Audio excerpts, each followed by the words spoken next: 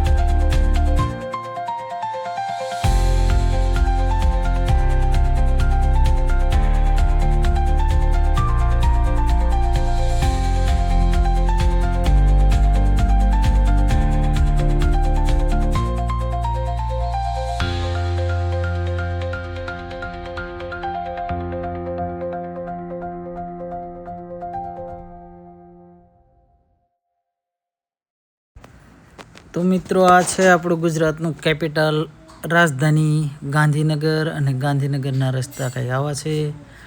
જોકે અત્યારે વાગી ગયા છે બપોરના 3 વાગ્યા, એટલે રસ્તા ઘણા બધા સુનસાન છે, બહુ ટ્રાફિક ઓછું છે. તો હવે અમે આગળ વધીએ છીએ, અને ફાઇનલી અમે આપણે અક્ષરધામની આગળ છે.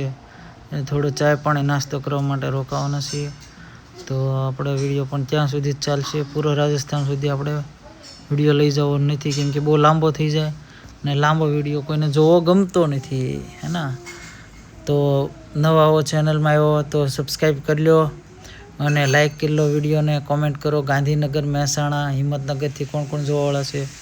તો આ રસ્તો છે ડાયરેક્ટ અમદાવાદથી સીધો જે ગાંધીનગરવાળો જાય છે એ રસ્તો છે. રસ્તા પણ મજેદાર છે. તો ફાઇનલી અમે આવી ગયા છીએ અક્ષરધામની સામે. અક્ષરધામની સામે આવ્યા કંઈક સ્ટોલ નાખેલા છે, જેમાં રસ, પાણીપુરી, રગડાપુરી, પેટીસ, પાવભાજી, જે ખાવું હોય એ મળે છે.